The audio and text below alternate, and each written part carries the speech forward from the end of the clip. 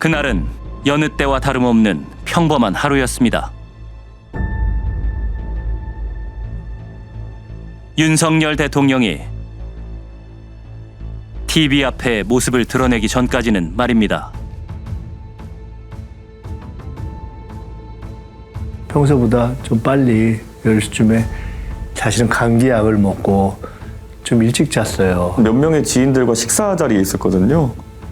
진짜 딸아이 얼굴 보고 막 웃고 있었는데 전화가 와서 그 TV를 봤더니 그 윤석열 대통령이 비상계엄을 발표를 하는 겁니다. 12월 3일 밤 10시 23분 대통령이 긴급 대국민 담화를 발표했습니다. 국민 여러분께 호소드립니다. 저는 북한 공산 세력의 위협으로부터 자유 대한민국을 수호하고 우리 국민의 자유와 행복을 약탈하고 있는 파렴치한 종북 반국가 세력들을 일거에 척결하고 자유 헌정 질서를 지키기 위해 비상계엄을 선포합니다. 너무나 황당하고 그랬죠. 그래서 바로 이것은 보통 사항이 아니다. 아내를 불러서 지금 상황이 이렇게 됐는데 믿기지는 않지만 지금 이게 현실이다. 근데 내가 알기로 비상계엄이 선포되면 정치인과 비판 언론인들을 먼저 체포한다. 실제로 1979년에 11.6 사건 그리고 80년에 5.18 사건 때 각각 계엄이 발동하는 즉시 정치인과 언론인에 대한 체포 작전으로 시작이 됩니다. 박정희 대통령이 총격으로 사망한 1979년 12.6 사태, 그리고 이듬해인 5월 전국으로 확대된 비상계엄령. 비상계엄이 선포되면 영장 없이 체포와 구금이 가능하고 언론, 출판, 집회, 결사의 자유를 제한할 수 있습니다. 군부 독재 시절에 남용됐던 비상계엄이 45년 만에 부활했습니다.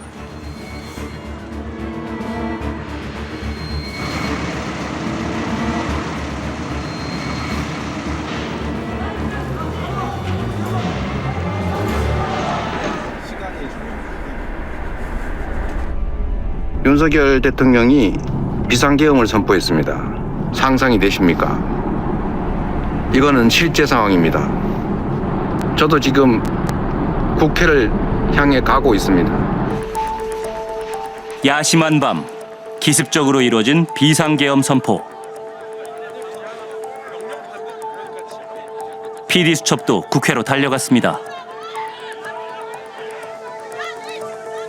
국회 앞은 혼돈 그 자체였습니다. 잠깐만 지금 소속 말씀해주세요. 바로 다시 의원님도 오고 계시고 저희가 먼저 들어가기로 했고 퇴근했다가 다시 왔습니다. 그래서 신분증을 제출했고 보여드렸고 근데 못 들어가게 하고 있는 겁니다 지금. 내가 보좌진이라니까. 아이씨. 국회의원입니다. 의원님 오셨어요? 했잖아요. 예. 모르시라고. 의원님이라고. 의원님이 들어가야 문제를 해결하죠. 들어가세요. 국회의원입니다. 계엄을 해제할 수 있는 사실상 유일한 방법은 국회 의결. 자, 보좌진 다 들어가세요. 보좌진. 국회가 재적의원 과반의 찬성으로 계엄 해제를 요구하면 대통령은 비상계엄령을 해제해야 합니다. 네네. 지금 이제 대통령 그 담화만 보고 다들 속속들이 지금 국회로 모이고 있는 겁니다. 그래야지 이제 뭐 이거를 소집 해제를 하든지 뭐 이런 걸 할 수 있으니까 계엄령 해제. 만약 국회를 폐쇄한다는 얘기가 있는데 만약에 저는 그런 사태까지 가게 되면은 정말 폭동 수준이 될 것 같아서 그렇게까지 안 가길 바랍니다. 네. 조국혁신당 조국 대표에 이어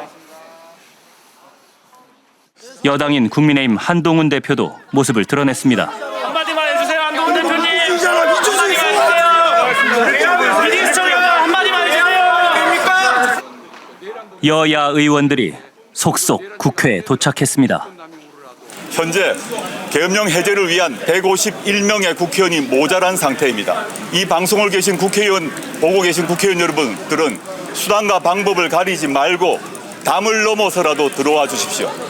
불법적인 계엄령 선포 해제해야 합니다.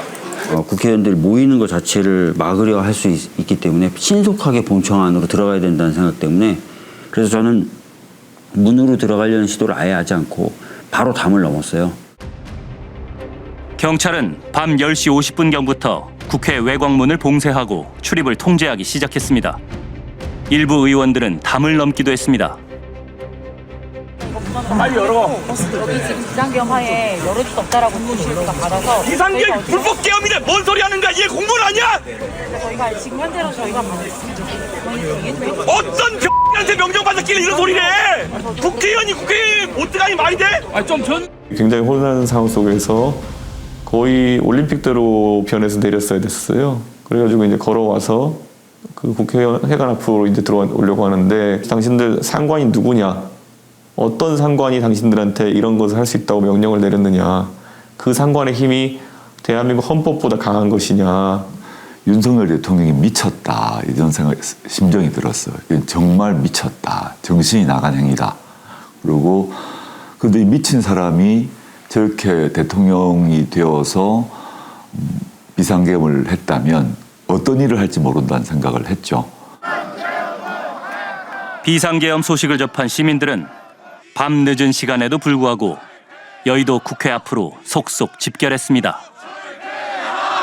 어이가 없고 황당하고 소름이 끼쳐가지고 지금 이 자리에 나왔어요. 이거는 지금 이 시대에 있어서는 안 되는 일이에요. 알바를 용산에서 하는데 알바하다가 이제 뉴스를 보자마자 계엄령 선포가 된 거를 확인을 하고 그냥 바로 국회에 와야겠다고 생각을 했습니다. 뉴스를 보자마자 뛰어오신 거예요? 네, 맞습니다. 윤석열, 김광일 대통령 부부를 제외하고 모두가 이 상황이 잘못됐다는 걸 알고 있습니다. 저는 원래 국민의힘 지지자였습니다. 윤석열 대통령을 뽑았던 사람이고 국민의힘 서대문구 의뢰 예비후보로 출마까지 했던 사람입니다. 지금 계엄령으로 인해서 나라가 도탄에 빠지는 것을 보고 그 책임을 지러 이 자리에 왔습니다. 비상계엄령 선포 1시간 뒤 계엄사령관에 육군참모총장 박안수 대장이 임명됐습니다. 여기는 계엄사령관인 박안수 육군참모총장 명의로 나왔는데요. 국회 활동 금지, 언론 출판 검열, 파업과 집회 금지 등이 담긴 포고령 1호가 발표됐습니다. 시내 곳곳에 계엄군이 배치되고 도로엔 장갑차까지 등장했습니다.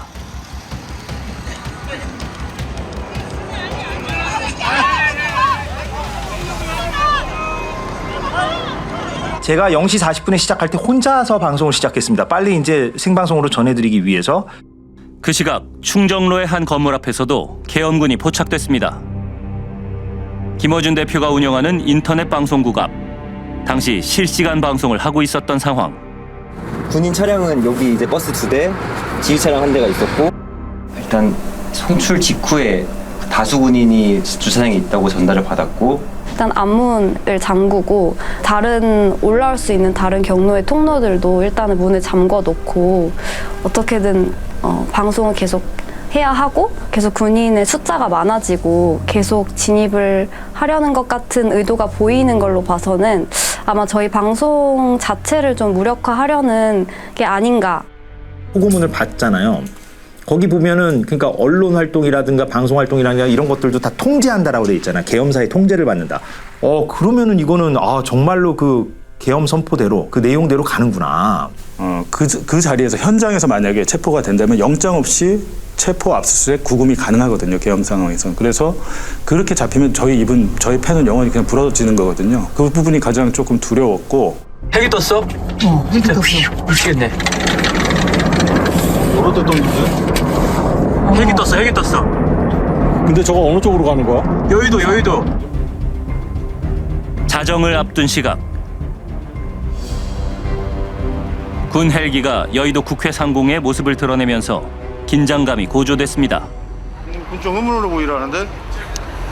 무슨 상황 전파 받으셨는지 방송에서 네? 무슨 상황 전파 받으셨는지 지금 공수부대가 지금 후문으로 진입 중이라고 해가지고. 공수부대? 네.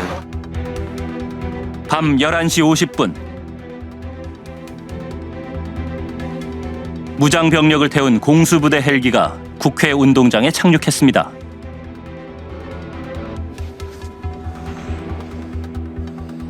국회에 투입된 계엄군은 특전사와 수방사에 소속된 최정예 특수부대, 그중에서도 특수전사령부 소속 707 특수임무단은 전시 비밀 임무를 수행하는 국가급 대테러 특수부대입니다. 본청 진입을 시도하는 특수부대. 계엄군의 진입을 막으려는 이들의 대치가 격해지기 시작했습니다. K1 기관단총으로 무장한 특수부대 요원들. 곳곳에서 계엄군을 막으려는 몸싸움이 이어졌습니다.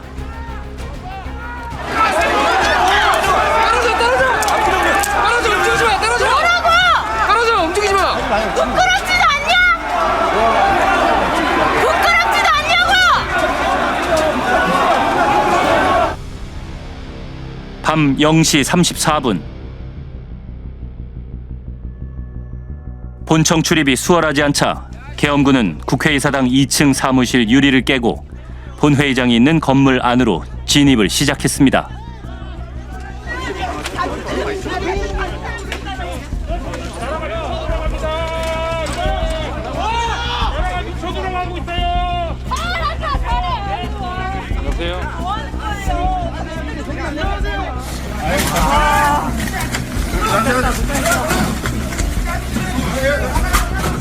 파도처럼 밀려오는 상황에서 일단은 막아야겠다라는 생각, 몸으로 막다가 이제 저도 쓰러지는 과정에서 이제 뭐 안경 날라가고 핸드폰 뭐 모든 뭐 가방도 끊어질 뻔했고요. 그래서 넘어지는 과정에서 몸싸움이 있었고. 본청 진입에 성공한 계엄군은 국회 본회의장이 있는 3층 로텐더홀 앞까지 빠르게 밀고 들어왔습니다.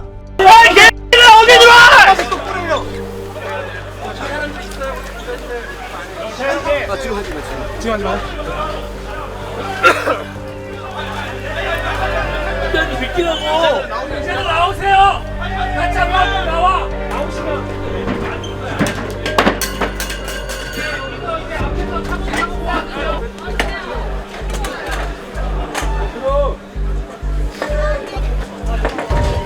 거기 번쩍번쩍 앞에 번쩍.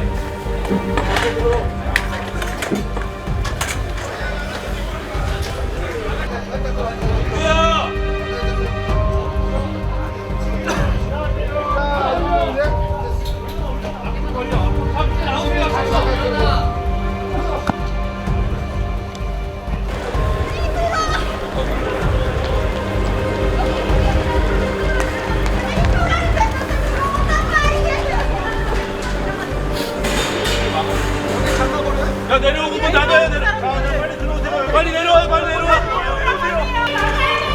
저희 좀 도와주십시오. 한 대만 내려가주세요.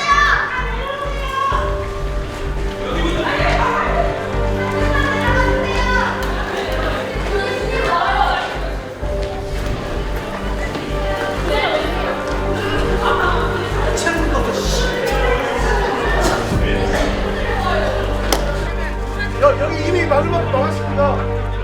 다른 데로 들어올 수 있으니까. 물 꺼달래요. 물 꺼달래요. 물 꺼달래요. 물 꺼주세요. 물. 저기 뭐야? 저기 그 창문 넘어가지고 이쪽으로 진입하려고 그러니까 소화기랑 그 물. 오늘 내일 몰라서라.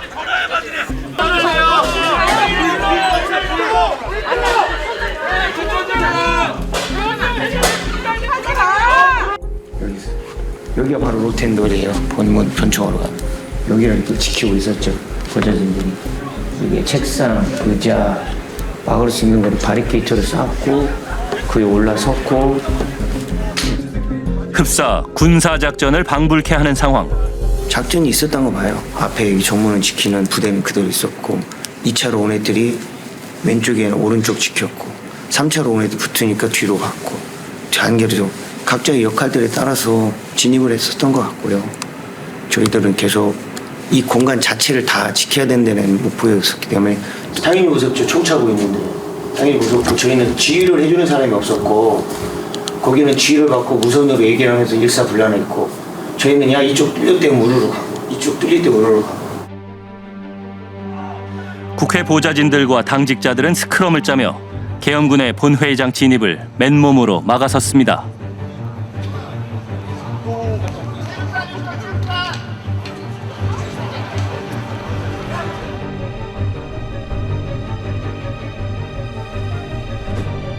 자정을 넘긴 0시 48분 의결 정족수인 재적의원 과반이 출석하면서 우원식 국회의장이 국회 본회의를 열었습니다. 건이 안 올라왔어요. 지금 전체 풀로 연결돼 있는 거예요. 그냥 좀 계세요. 이게 국회의장도 마음이 급하죠. 안건 상정이 늦어지면서 초조함은 커져만 갔습니다. 늦게 갖춰지더라고요. 안건을 올리고 그다음에 그 안건을 표결할 수 있는 상태까지 만드는 시간이 굉장히 오래 걸렸고 그 상황에서 저희들한테 실시간으로 전해지는 바깥 소식은 뭐 헬기가 착륙했다. 일부 군인들이 본청 앞에 와 있다. 또 일부 군인들이 좀 있다 보니까 창문을 깨고 들어왔다. 굉장히 좀 어수선하고 급박한 상황이 계속 전달돼 왔고 그렇게 10여 분이 더 흐른 새벽 1시 1분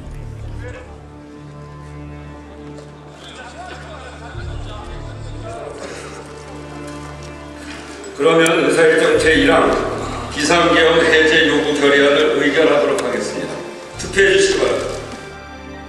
표결에 참여한 여야 국회의원 190명의 만장일치로 비상계엄 해제 요구 결의안은 통과됐습니다. 투표 결과를 말씀드리겠습니다. 재석 190인 중 찬성 191으로서 비상계엄 해제 요구 결의안은 가결되었음을 선포합니다. 계엄이 선포된 지 155분 만이었습니다.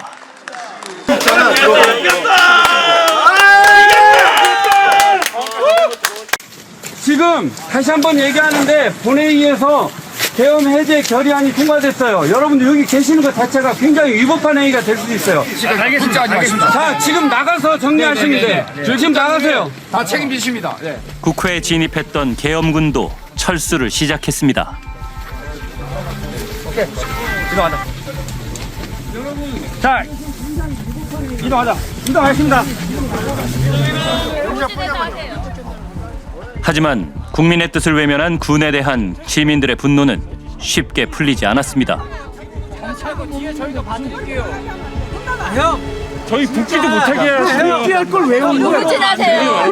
그러니까 복귀할 걸 뭐하러 오냐고. 국민 여러분 좀 한 번만 도와주시면 안 되겠습니까? 저희 복귀 계엄령인데 지금 뭘 도와줘 지금? 불만을 토로하는 시민들. 저희가 그걸 여러 가지 돌부진에서 네, 알겠습니다. 복귀하실 거예요? 알겠습니다. 저희 나와주세요. 복귀하려고 합니다. 복귀하려고 합니다. 야못 지나가 너는 결국 군은 비상계엄 해제 요구안 가결 2시간 반이 지나서야 모두 철수할 수 있었습니다.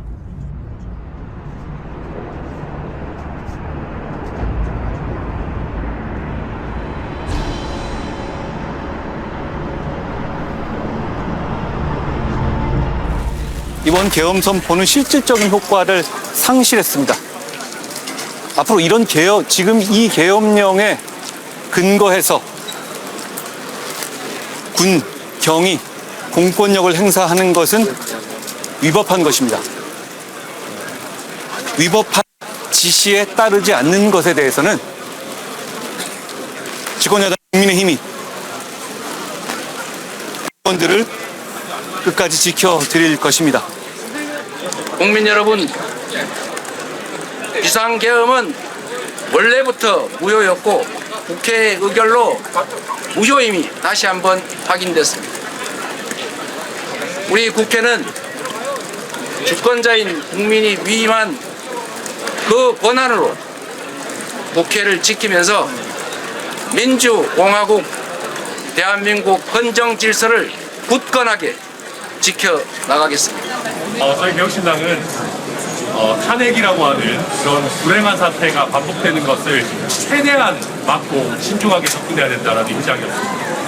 그러나 오늘의 이 사태를 봤을 때 탄핵이 아니라 더 강력한 처벌을 해도 모자란 미치광이 짓을 대통령이라는 윤석열이라는 그렇기 때문에 지금 저희 개혁신당으로서도 즉각 이런 미치광이 윤석열을 끌어내려야 된다라고 판단할 수밖에 없는 상황입니다. 이 사건이 진정되고 나면 즉각적으로 검찰 등 군사기관은 윤석열 대통령에 대한 즉각적인 체포를 하고 수사를 진행해야 됩니다. 군사 반란에 준하는 행위를 했기 때문에 대통령은 대통령의 자격이 없습니다. 지금은 국가 비상사태입니다. 비상계엄 해제 요구한 가결 이후에도 시민들은 대통령 퇴진을 요구하며 국회 앞을 떠나지 않았습니다. 조금 전 국회의 계엄 해제 요구가 있어 계엄 사무에 투입된 군을 철수시켰습니다. 바로 국무회의를 통해 국회의 요구를 수용하여 계엄을 해제할 것입니다. 다만 즉시 국무회의를 소집하였지만 새벽인 관계로 아직 의결 정족수가 충족되지 못해서 오는 대로 바로 계엄을 해제하겠습니다. 지휘관 누구십니까? 지휘관 누구십니까? 지휘관 누구십니까? 지휘관 누구십니까? 누구예요? 여기 무전기 있네. 지휘관 누구십니까? 지휘관 누구십니까? 불수명동 내려갔어요. 지휘관이시죠?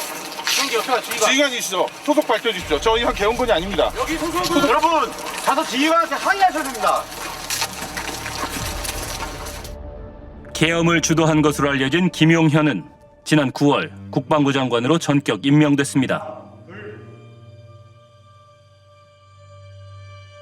군 통수권자의 의중을 누구보다도 잘 이해하고 있기에 국방부 장관으로서 적임자라 판단하였습니다. 결정적으로 국방장관이 왜 교체됐는지가 석연치가 않아요. 그들과의 서열이랄지 이런 것들로 보면 갑자기 김용현 씨가 국방장관을 가야 될 카등의 이유가 없었거든요. 그러니까 뒤돌아보면 그때도 많은 의심이 혹시 모를 계엄을 대비하기 위해서 국방장관이 가장 튼실하게 지켜줘야 되니까. 그리고 후보자는 윤석열 대통령하고는 언제부터 인연을 맺었죠? 처음 인연. 고등학교 때부터 맺었습니다. 그렇죠. 중앙고 3학년 학도 호국 단장 시절 윤석열은 2학년 후배여서 의기투합했다라고 알려져 있는데요.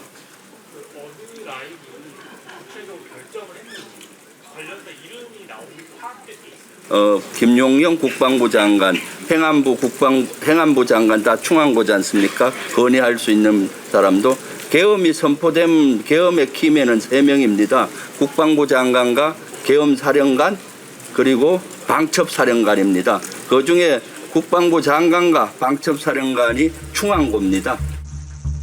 국방부 장관 후보로 내정되며 경호처장 시절의 행적이 도마 위에 올랐는데요.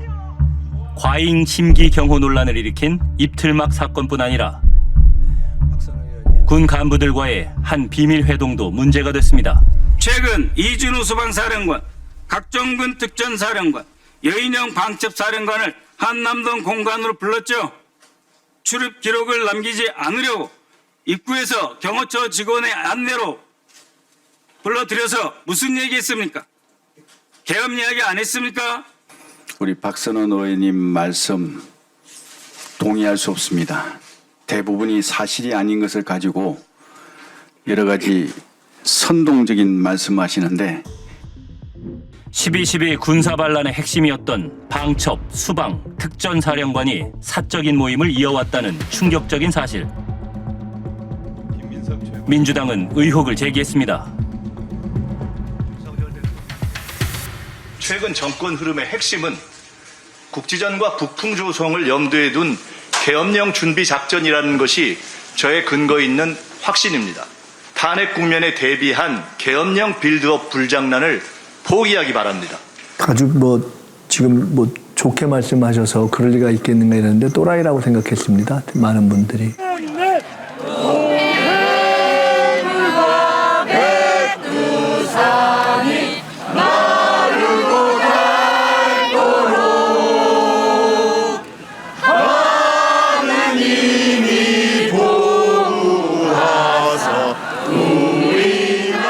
다신 떠올리기 싫은 계엄이란 단어의 등장에 민심은 양극으로 요동쳤습니다. 이놈들은 역도야! 역도의 졸개야!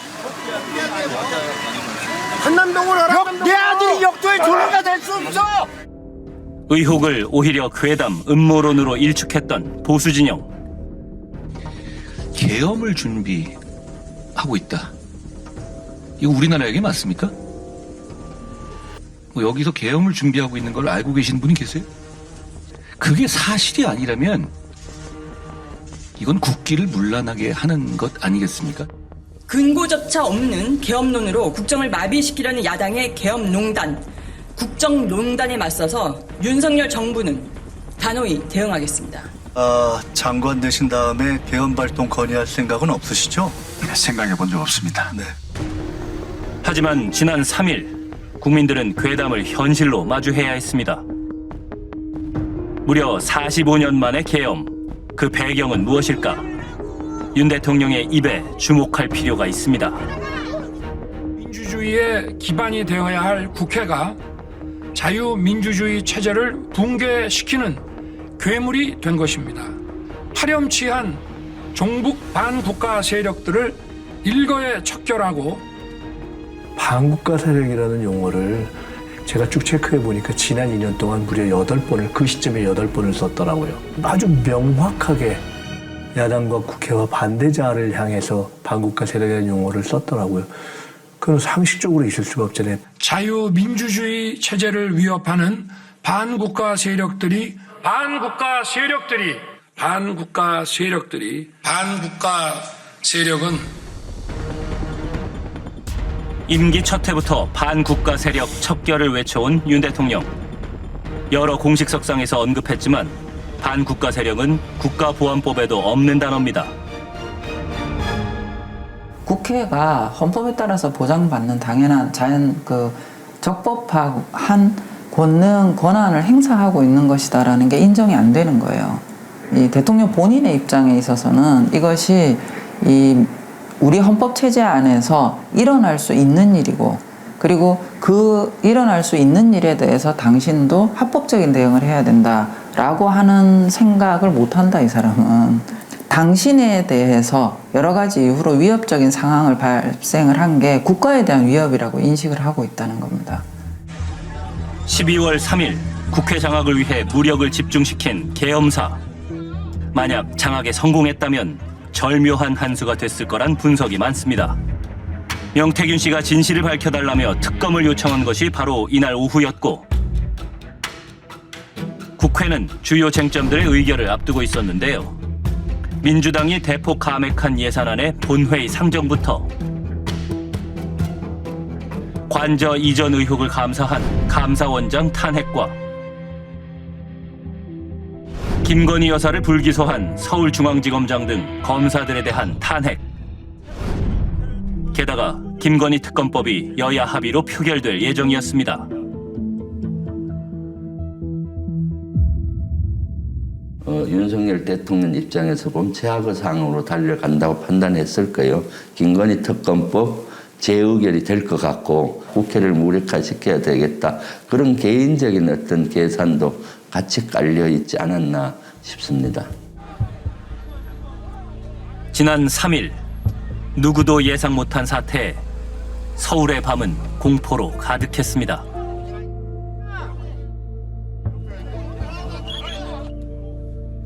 하지만 우려와 달리 무력 충돌은 적었고 대치 상황이 오래 이어졌습니다. 예, 빨리 112 보내주십시오. 예, 국민 조정에도 지금 보내주세요. 일단 이런 말씀 하지 마시고. 앞쪽에 탄알집을 끼는 곳이 있습니다. 거기에 파란색 뭔가를 보실 수 있어요, 영상에. 그거 자체가 훈련할 때만 사용하는 장비예요. UTM 탄이라고.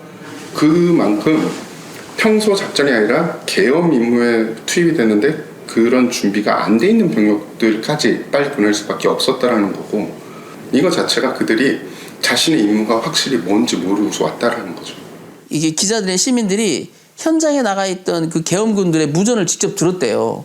근데 한편으로는 야, 이거 계엄 해제됐으니까 철수해, 이런 지시가 내리고, 한쪽에서는 무슨 소리야, 아직 뭐 안 됐어, 무조건 봉쇄해, 이런 명령을 받으면서 혼란에 빠졌다는 거예요. 지휘계통이 그 두 갈래로 갈라졌던 것 같아요. 어젯밤 비상계엄 선포와 함께 계엄사령관 명의의 포고령도 발표됐습니다. 포고령이 발표된 건 밤 11시. 하지만 자정 무렵에서야 국회에 진입한 계엄군을 맞이한 건 시민들이었습니다. 병력이 출동한 곳 또한 극히 일부의 장소뿐. 방송사, 서울역 등 주요 장소들에 대한 점령도 전혀 이루어지지 않았습니다. 예전에 박정희 전 대통령 때나 전두환 때 보면 쿠데타 일으킬 때 이 일사불란하게 움직이잖아요. 한 팀은 방송을 장악하고 한 팀은 국회를 장악하고 한 팀은 요인을 그 체포하는 조로 쫙 움직이게 된단 말이에요. 근데 이런 병력들은 가동하지 못했거든요. 군을 움직여야 되는 거란 말이에요. 그런데 대통령이 가용 가능한 군 병력 자체가 굉장히 제한된 숫자 밖에 움직일 수가 없었다. 중과부적이었다. 김용현 장관은 서울의 밤을 이렇게 평가했습니다. 저들이 계획을 잘못 짰는지 실행이 어설펐는지 모르지만 국회 장악에 실패하고 시민들이 대거 국회로 오는 시간이 있었기 때문에 버틸 수 있었지, 그렇지 않았으면 여전히 국회의장이 무슨 힘이 있고 국회에 무슨 힘이 있습니까?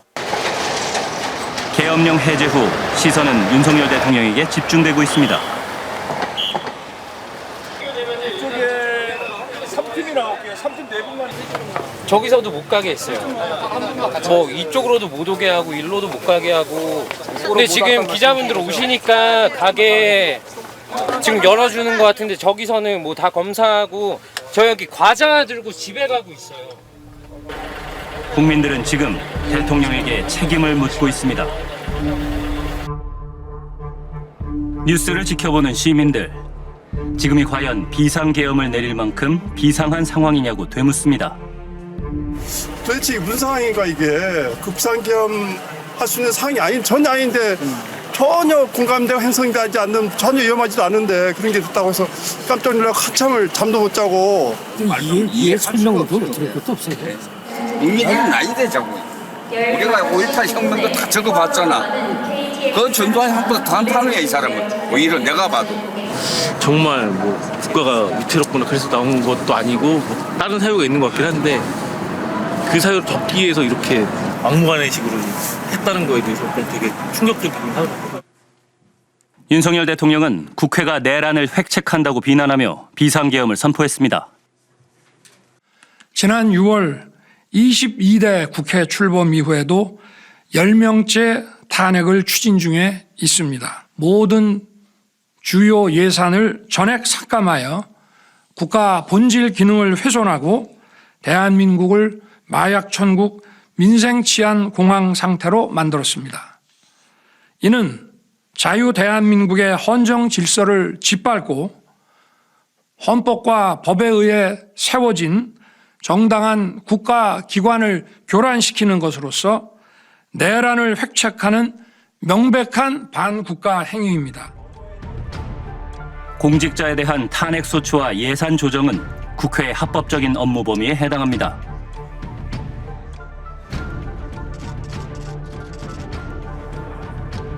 하지만 윤석열 대통령은 이를 반국가 행위로 규정하고 계엄군을 국회에 투입했습니다.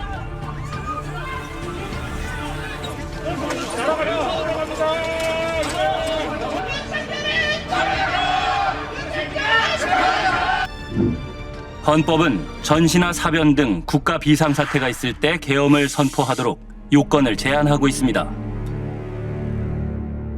계엄법에 따르면 구체적으로 비상계엄을 선포할 수 있는 사유가 명시되어 있습니다. 그 사유가 이 전시이거나, 그러니까 공격을 받아가지고 지금 교전 중이거나, 아니면은 사변으로 인하여 이 사회 질서가 심각하게 혼란하여서 입법사법행정부가 정상적으로 작동되지 못하는 경우에 한해서 비상계엄을 할 수 있도록 명시하고 있습니다. 그런데 그 요건을 전혀 충족하지 않은 상황이거든요. 포고문의 문구도 섬뜩합니다. 파업 중이거나 의료 현장을 이탈한 의료인은 계엄법에 의해 처단한다고 공포했습니다. 뒷부분이 처단한다는 이야기더라고요. 처단을 한다는 게 도대체 사람이 사람한테 할 수 있는 일입니까? 정부에서 나온 문건에서 국민을 처단한다는 말이 어떻게 나올 수 있는지 전 정말 경악을 금치 못하겠더라고요. 그래서 지금 이런 단어를 쓴 사람이 처단의 대상이 되어야지 어떻게 국민을 목적으로 해서 그런 동사를 쓸 수가 있습니까? 상상할 수 없는 일입니다. 무엇보다 큰 문제는 국회의 기능을 중단시키려 시도했다는 겁니다. 헌법상 국회는 계엄군의 통제 대상이 아닙니다. 그런데도 계엄령을 선포한 직후 경찰은 국회를 봉쇄하려 시도했습니다.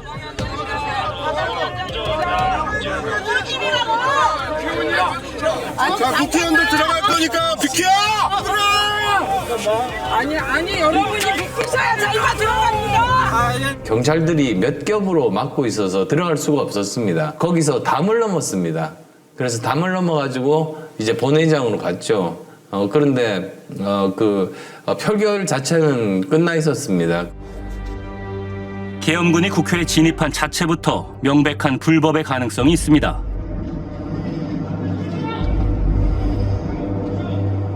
현재 군인들이 국회를 향해 달려오고 있다는 소식이 전해오고 있습니다. 과거 국민 여러분께서 영화에서 보셨던 서울의 봄 사태가 현재 지금 진행되고 있습니다. 국회는 재적의원 과반수의 찬성으로 계엄 해제 요구를 의결할 수 있습니다. 하지만 계엄군의 진입으로 헌법에 보장된 의결권마저 행사하지 못할 위기를 맞았습니다.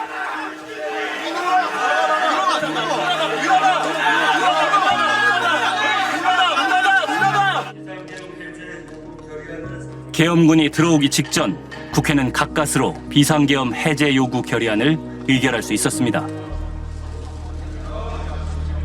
대통령은 즉시 비상계엄을 해제해야 합니다. 즉각 국무회의를 소집하고 계엄 해제를 공고할 것을 요구합니다.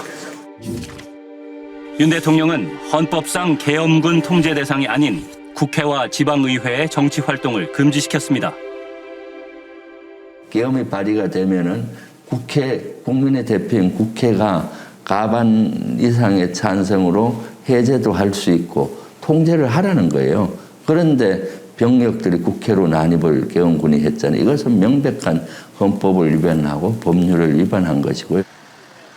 법적 근거 없이 국회에 진입했던 계엄군은 철수했고 야당은 강하게 비판했습니다. 계엄을 해제한다 해도 내란죄를 피할 수 없습니다. 윤 대통령은 더 이상 정상적인 국정 운영을 할 수 없음이 온 국민 앞에 명백히 드러났습니다. 한국 정치사에서 비상계엄은 1979년 12.6 사태 당시 선포한 것이 마지막이었습니다. 당시 대학생이던 윤석열 대통령은 모의 재판에서 재판장을 맡아 쿠데타를 주도한 전두환에게 중형을 선고했다고 합니다. 우리가 걸석으로 피고인은 이제 없지만 걸석으로 우리가 모의 재판을 라운지에서 했죠. 나는 이제 거기서 재판장을 했고 추계로 기소된 전두환 무기징역 이렇게 선고를 했는데 강릉으로 좀 피신해 있으라고 그래서 가 있었지. 모의 재판 때문에 피신까지 하게 된 거예요? 아유 그거는 당연히 도망가야지.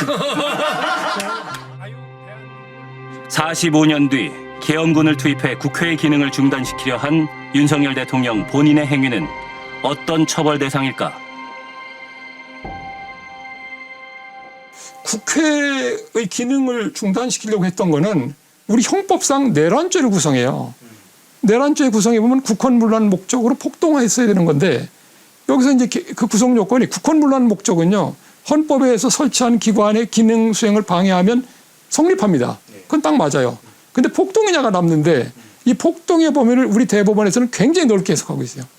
그래서 유형력 행사, 실력을 행사하는 거거나 또는 사람들에게 공포심을 자아내는 행동을 하거나 이런 것까지도 넓게 봐요.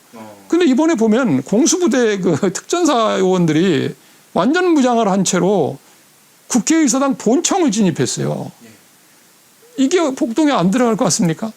그러니까 이게 내란죄라는 형사범죄를 구성할 수 있다는 거예요. 야당은 윤석열 대통령을 내란죄 혐의로 즉각 수사해야 한다고 주장합니다. 저는 이건 뭐 명백하다고 봅니다. 형법상 내란죄가 있고 군형법상 군사 반란죄가 있는데 둘 다 모두 해당되는 거죠. 지금 실제 과거 전두환, 노태우 두 사람이 이 내란과 군사 반란으로 한 명은 사형, 한 명은 17년 선고받은 걸로 제 기억을 하는데요. 거기에 거의 해당되는 행위입니다.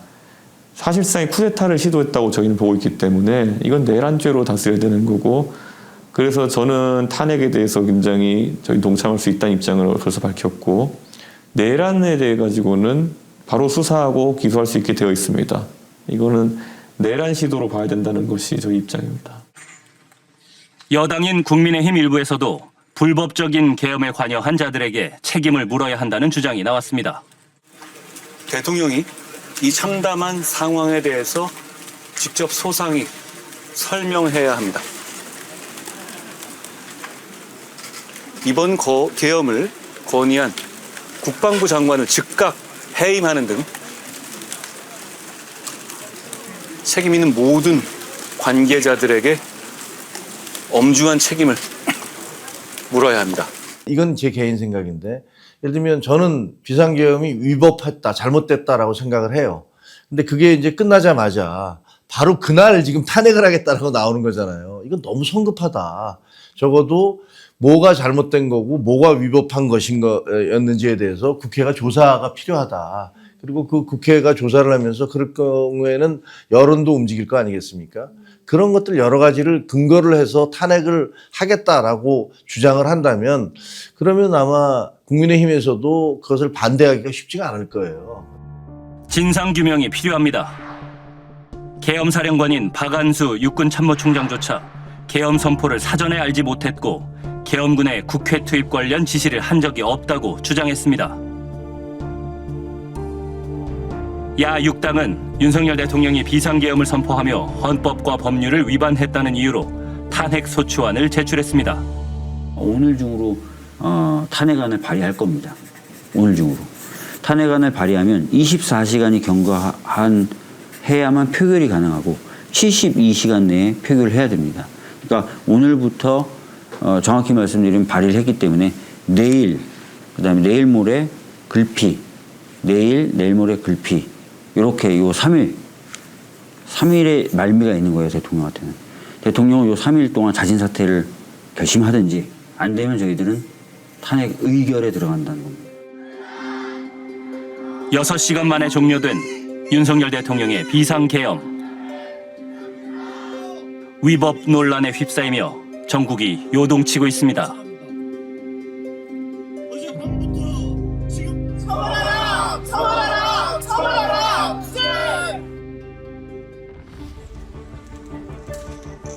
윤석열 대통령의 탄핵소추안 표결을 하루 앞두고 여당인 국민의힘 한동훈 대표가 긴급 최고위원회의를 소집했습니다.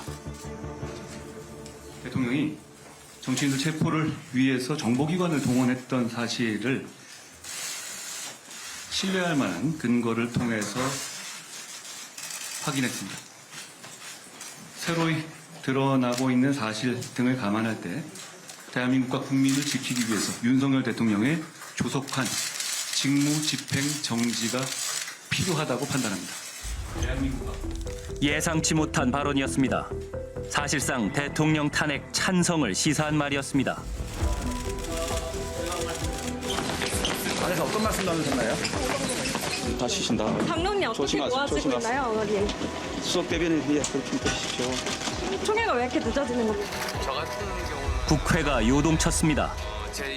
저는 탄핵안에 찬성할 수밖에 없음을 밝힙니다.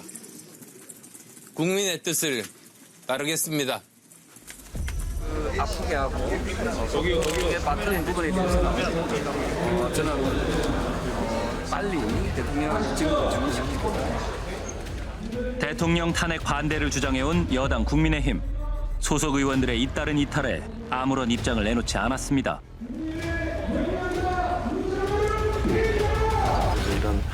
저희 당에는 탄핵 처리를 어떻게 할 것이냐를 놓고서 아주 심각한 갈등이 있는 게 사실입니다.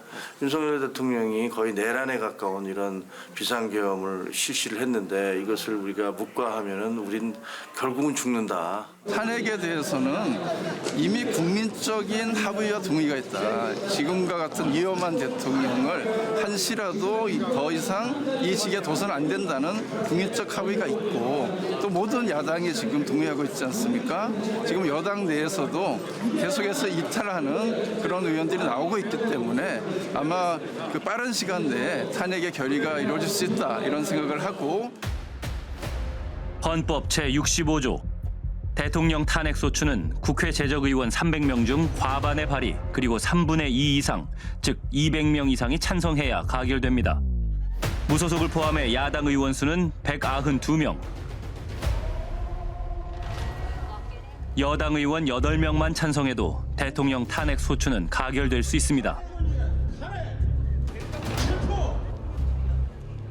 현직 대통령의 운명을 둘러싼 표심의 향방에 외신들의 관심도 뜨거웠습니다. 특히 여당에서 이 탄핵에 대해서 어떻게 할 건지 가장 큰 관심거리죠. 모르겠어요. 이렇게 그 박근혜 전 대통령 탄핵할 때는 어느 정도 예측이 가능하고 결과는 어느 정도 마음에는 있을 거라고 생각하는데 지금 이 상황에서는 모르겠어요. 혹시 돌아가는 비행기표는 언제로 끊으셨나요? 아직 안 끊었습니다. I have been shocked, as you must have been also, because I wasn't expecting that from the president. So it's really a big issue, especially in a country that is considered a democracy now, and a stable democracy. 요동치는 국회 앞으로 시민들이 다시 모여들기 시작했습니다.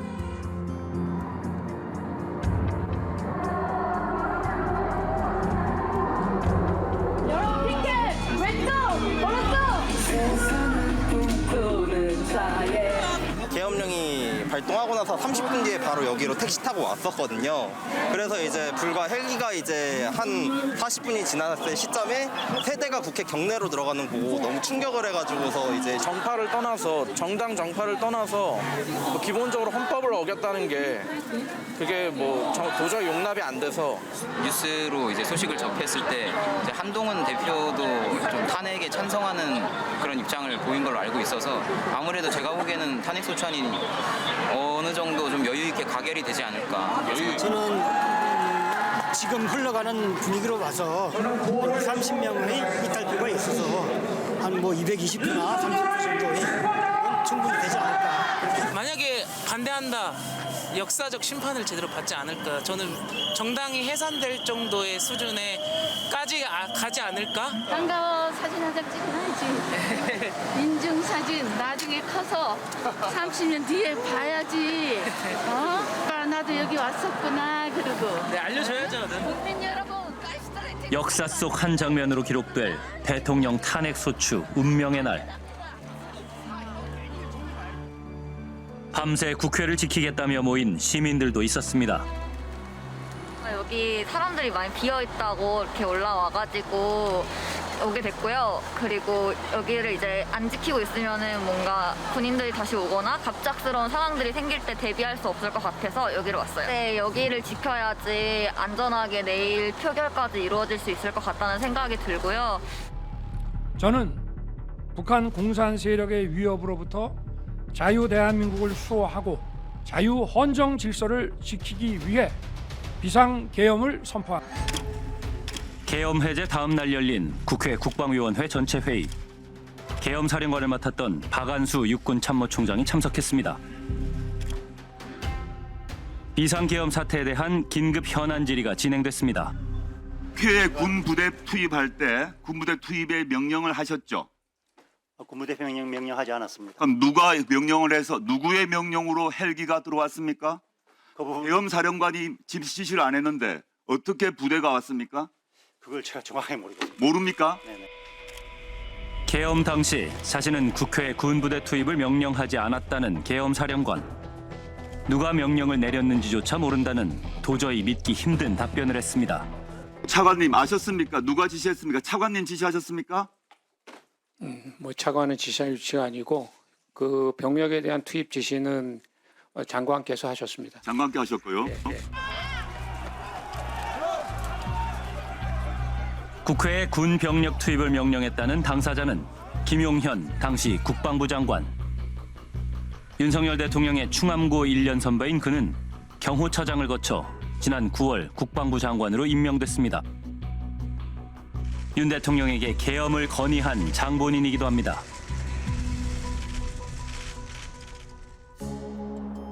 이번 비상계엄을 앞두고 그는 여러 흔적들을 남겼는데요. 비상계엄 선포 전 김용현 당시 국방부 장관은 서울을 지키는 수방사령관과 군의 최정예 특수부대를 관할하는 특수전 사령관에게 전화를 했다고 합니다. 대통령님 TV로 성명을 내시기 전에 바로 한 10분 전 정도에 장관님부터 전화가 왔습니다. 사안이 지금 위중해서 집무실에서 좀 대기하라고. 그래서 집무실에 대기하는 상황이었습니다. 비상계엄령이 언론에 보도되기 전에 지금 제 기억으로는 한 20여 분 전쯤 됐던 것 같습니다. 그 전에 장관의 지시를 받아서 그때는 어떤 상황이 있을 거다라는 정도만 인식을 했고, 이 사람들은 한남동의 그 공관만찬, 경호처장 공관만찬에 참여한 멤버들이잖아요. 그 김용현이 경호처장 하던 시절에 관리했던 멤버란 말이에요. 육군은 현 위치에 지금 수방사, 방첩사, 특전사령관이 앉아 있어야 되니까 믿을 만한 사람들. 통화한 사람들은 이번 비상계엄 사태의 핵심 3개 부대인 특전사, 수방사, 방첩사의 사령관들입니다. 지난 9월 김용현 국방부 장관 후보자 인사청문회. 후보자와 사령관들의 모임에서 계엄이 모의됐다는 의혹이 제기됐습니다. 최근 이준우 수방사령관, 각종군 특전사령관, 여인영 방첩사령관을 한남동 공관으로 불렀죠. 출입 기록을 남기지 않으려고 입구에서 경호처 직원의 안내로 불러들여서 무슨 얘기했습니까? 계엄 이야기 안 했습니까? 우리 박선원 의원님 말씀 동의할 수 없습니다. 이 자리는 선동하는, 거짓 선동하고 정치 선동하는 자리가 아니라고 생각합니다.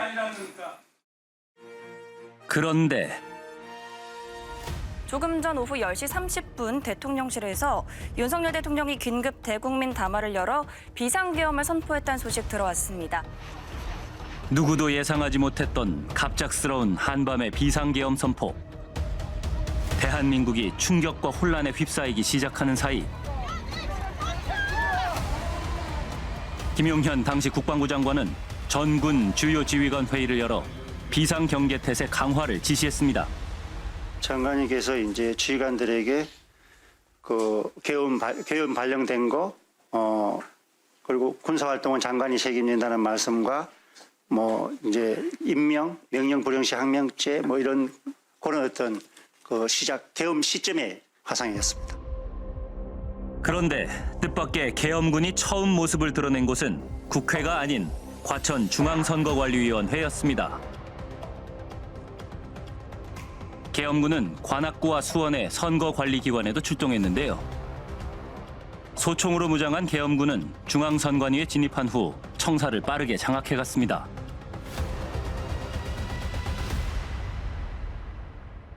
야간 당직자 등 5명의 핸드폰을 압수하고 행동 감시 및 청사 출입 통제를 실시하였습니다. 중앙선관위를 접수한 계엄군이 찾은 곳은 정보관리국 시설. 노란 글씨로 적힌 통합 명부 시스템 서버. 선거 시 사전 투표에 앞서 선거인 확인을 위한 전국 유권자 명부가 저장된 곳입니다. 계엄군이 선관위에서 통합 선거인 명부를 촬영한 이유는 무엇일까? 지난 대선 당시 윤석열 후보 캠프에서 일했던 신용한 씨. 계엄군이 선관위에 출동한 이유를 추정할 수 있는 문건을 공개했습니다. 2021년 12월 29일 부정선거 관련 관리 대책이라는 문건을 찾게 된 거예요. 선관위를 더 먼저 군인들이 난입했다라는 식으로 이제 뉴스가 나와서 제가 혹시 뭐가 있었나 하고 이제 찾아보게 된 거예요. 당시 선거 캠프에 돌던 부정선거 관련 관리 대책이라는 문서엔 21대 총선 당시 부정선거 의혹에 관한 내용 등이 담겨 있는데요. 중앙선관위에 그 군인들 난입한 그 내용 전체적인 것과 거의 일치하는 내용들이에요. 또 여기를 보고 많이 놀랄 만한 것들이 있어요. 여기서 보시면 이 문건 4쪽에 보시면 대책이라고 있잖아요. 여기서 맨 먼저 선관위 내부 감시 감독 강화, 선관위를 장악하는 내용들이 계속 나옵니다. 제가 소름이 돋았죠. 아, 이들이 이래서 중앙선관위를 이렇게 강하게 생각을 했구나. 거의 초지일관 굉장한 부정선거에 대해서 어떻게 보면 그런 음모론에 대해서 심취했을 수 있는 집단적으로 그것을 어떤 믿고 있는 그런 느낌들이 많이 들었습니다. 많은 극우 단체와 유튜버들은 부정선거 의혹을 꾸준히 제기해왔습니다. 실물로 된 위조 투표지를 투입한 걸로 보입니다. 선관위 서버에 해킹을 해서 들어가서 선거인 명부 시스템, 개표고 시스템, 사전투표 시스템 등에서 취약점이 다수 발견되었습니다.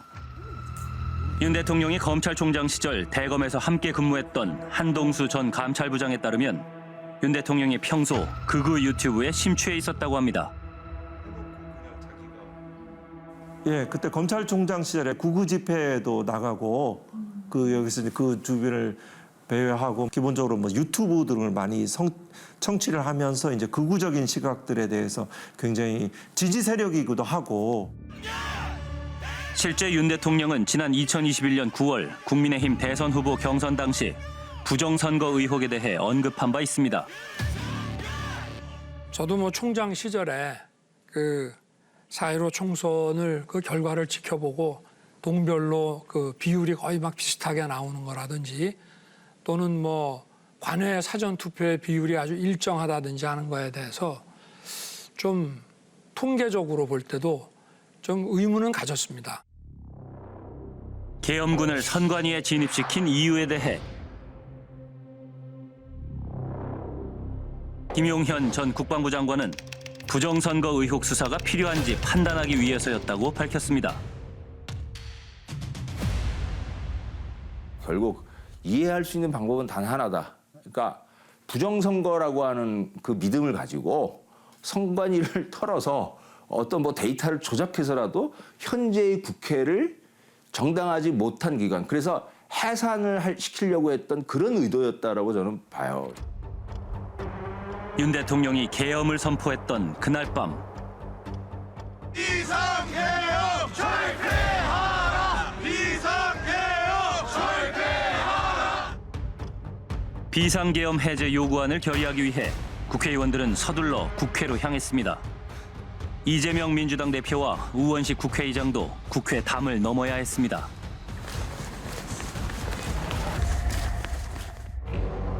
그 즈음 윤 대통령이 특수전 사령관에게 직접 전화를 했다고 합니다.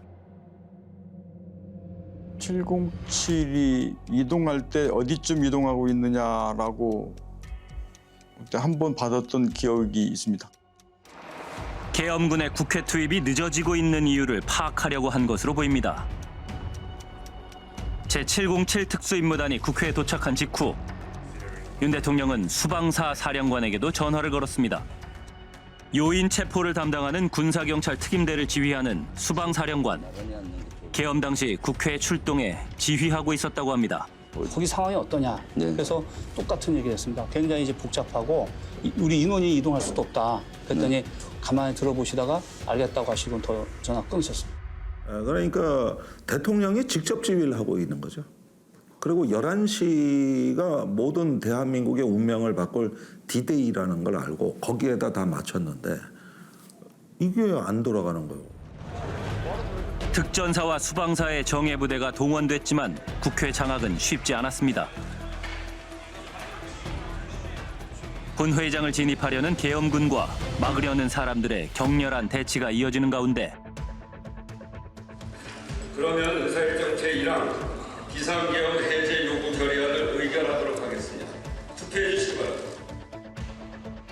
이런 가운데 윤 대통령이 직접 국가정보원에 전화를 했다는 증언이 터져나왔습니다. 한동훈 대표에 대한 체포 명령을 홍장원 전 국정원 1차장은 계엄 선포 발표 이후 윤 대통령의 전화를 받았다고 합니다.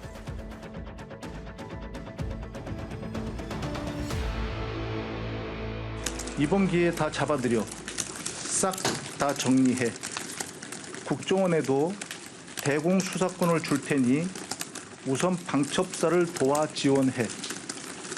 지금 자금이면 자금, 인력이면 인력 무조건 도와. 방첩사령부가 주요 인사를 체포할 수 있도록 국정원이 도와달라는 내용이었습니다. 지시대로 홍장원 전 국정원 1차장은 여인형 방첩사령관에게 전화를 걸었습니다. 체포조가 나가 있는데 소재 파악이 안 됩니다. 검거 지원을 요청한다 이렇게 했다고 합니다. 그러면서 우선적으로 명단을 불러주었다고 합니다. 홍 차장이 기억하는 순서입니다. 이재명, 우원식, 한동훈. 국회의장과 여야 당대표, 야당의 원내대표와 최고위원들이 체포 대상자 명단에 올라 있었습니다. 1차 검거, 2차 검거를 추차적으로 대상자를 추차적으로 검거할 예정이며 방첩사에 있는 구금 시설에 구금에 조사할 예정이다. 이렇게 얘기를 갖다가 했다고 합니다. 우리가 전혀 몰랐던 내용이잖아요. 체포조가 있다는 게 뭐 그런 게 있었나 보다 하지만 그게 직접 대통령과 그 방첩사령관 그리고 국정원 1차장 사이에서 이런 얘기들이 오갔다는 것은 사실 굉장히 심각한 문제거든요. 이런 행위를 지시할 수 있었다는 것, 이런 불법적 행위를 생각하고 지시할 수 있던 그 자체로 범죄일 뿐만 아니라 윤석열 사람이 전 정신적으로 매우 위험한 상태에 있다고 봅니다.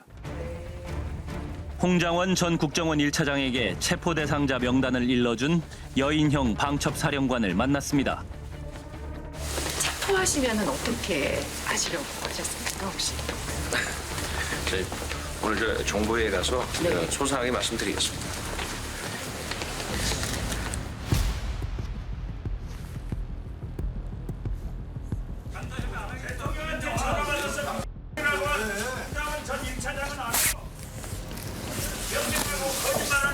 국정원장과 내란 수배 전 방첩사령관을 앉혀놓고 무슨 얘기를 하냐고 국회에서 얘기해. 여야당 대표, 국회의장까지 지금 체포하면 국회가 어떻게 권능 수행을 하겠습니까? 국회가 어떻게 계엄 해제 요구권을 가결할 수가 있겠습니까? 따라서 이번은 전두환 씨 경우보다도 훨씬 더 내란죄를 강하게 적용받을 수 있는 그런 사안이라고 볼 수 있는 것이죠. 형법 87조는 국가 권력을 배제하거나 국헌을 문란하게 할 목적으로 폭동을 일으키면 내란죄로 처벌한다고 규정하고 있습니다.